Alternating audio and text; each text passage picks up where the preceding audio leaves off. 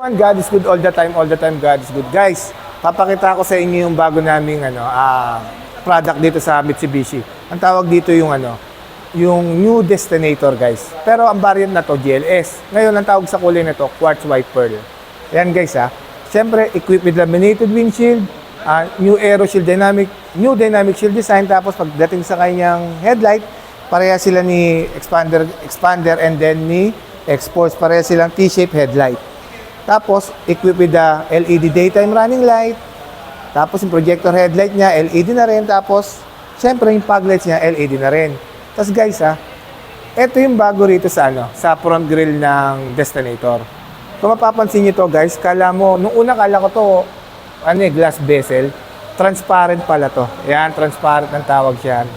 Tapos, syempre, equipped with the 360 camera. Yan, 360 camera. Tapos guys, yun. Tapos siyempre, ang engine niya, pares lang naman din ni X-Force saka ni Expander.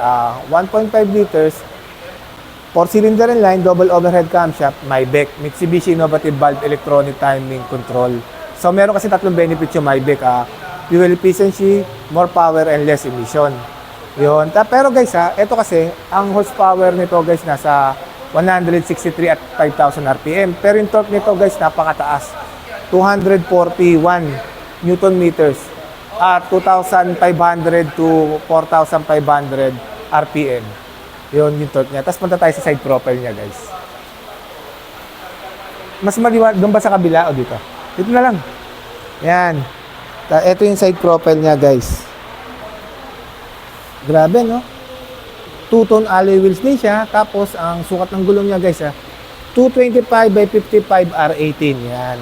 Siyempre, pagdating naman sa braking system, guys, disc brake sa harapan and then disc brake sa likuran. Tapos, siyempre, equipped siya ng anti-lock braking system with electronic brake push distribution. Equipped din siya ng hill start assist control. Equipped din siya ng Mitsubishi Active and Stability Traction Control. Equipped din siya ng Active Yaw Control. Yun, guys. Equipped din siya ng brake assist.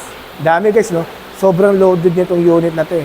Tapos, pagdating naman sa kanyang suspension guys, ang suspension niya sa harapan, back person strut, coil spring with the stabilizer bar, and then sa likod, torsion beam. Tapos guys, ikutan lang natin yung likod. Yan. Grabe guys, no? Pagpansinin niyo yung fender niya, yung front fender, oh. Pati yung side skirt, grabe. Napaka-muscle. Sobrang lalaki tignan. Napaka-robust tignan.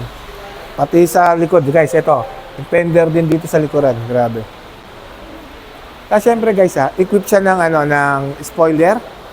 Yan, equipped din siya ng built-in spoiler na siya guys. With third brake light. LED yan guys. Yan, LED yan.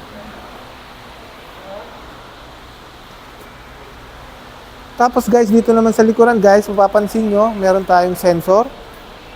Yan, equipped siya ng rear traffic alert. Guys, yan. Kapag sa likod, kapag paparada tayo, may biglang susulpot na sasakyan, mag-a-alarm yan guys sa harap. Para mag-warning na kailangan mo mag-brake dahil meron sasakyan sa likod na mababangga. Yun, grabe no. Pati dito guys sa gilid, oh. Tignan nyo. Napakaganda. Sobrang angas ni Destinator.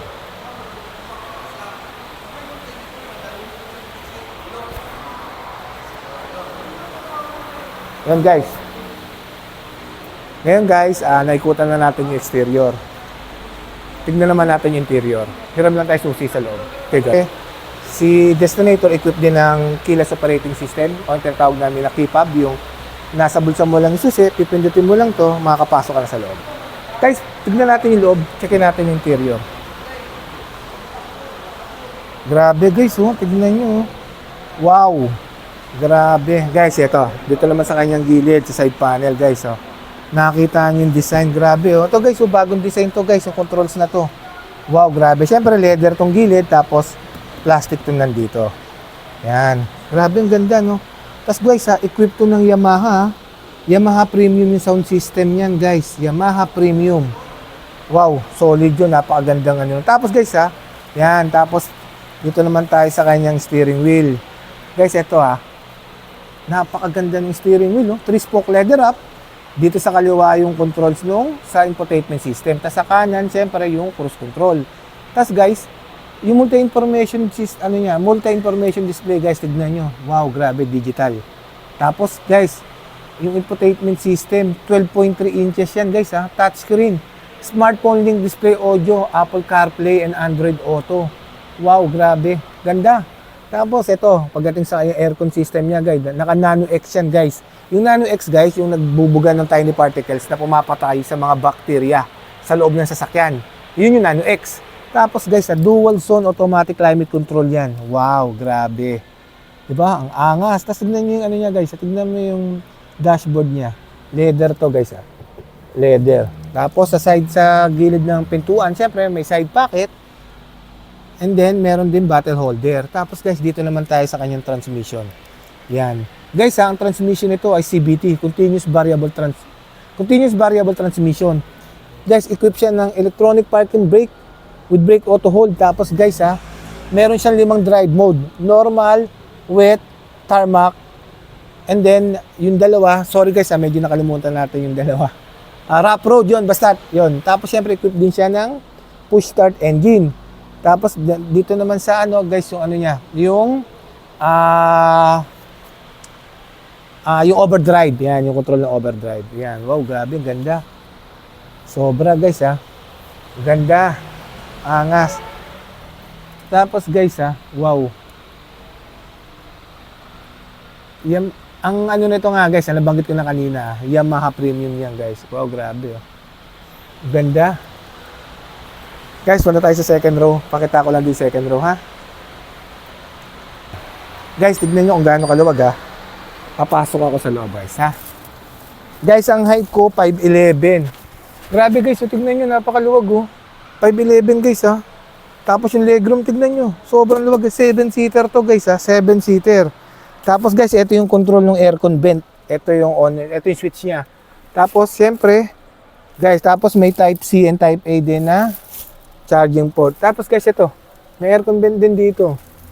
Sa second row, guys, grabe, napakaganda, napakaluwag. Tignan nyo headroom, legroom. Wow, grabe yung space. Tapos guys, ito guys, meron din ito, may tray to guys, hindi lang natin maano kasi may plastic. 4 release kasi to guys. 4 release. Tapos guys hindi na natin bubuksan yung likod guys. Dito na lang tayo manggagaling. Yan. Guys, yung likod na yan guys, sa third row na yan guys. Natutupi yan guys. Natutupi yan, 50-50 split type. Napakaluwag ng cargo space. Sobrang luwag ng cargo space na ito. Ayan guys. Ngayon guys napakita ko na sa inyo yung exterior and interior ng Destinator GLS automatic. Ngayon guys, discuss naman natin yung promo. Guys. Ayan. Ngayon guys, discuss naman natin yung promo. Guys, meron kaming promo nito guys. 80,000 lang yung cash out. All in na yun. Kasama na yung 1 year comprehensive insurance, 3 years LTO and shuttle mortgage. Tas guys, pagdating sa previous guys, kung anong gusto nyo previous, full tank, visor, deep dish matting, ano ba bang kulang dito na gusto nyo ilagay? Lahat yung guys, pwede. Madali lang po tayo kausap. Nandiyan po yung number ko sa taas. Nandiyan din po yung with my contact, with my name. Guys, just feel free to inquire. Huwag po kayong maya magtanong. Tapos guys, meron lang papakiusap sa inyo. Pa-subscribe naman po ng YouTube channel namin. And then, pa-share po. My name is Winfred B. Pusbus, ang lagi nagsasabing anumang hirap ang pagdaanan natin dito sa mundo, mananatili mabuti ang Diyos. Maraming salamat po. God bless everyone. Thank you po.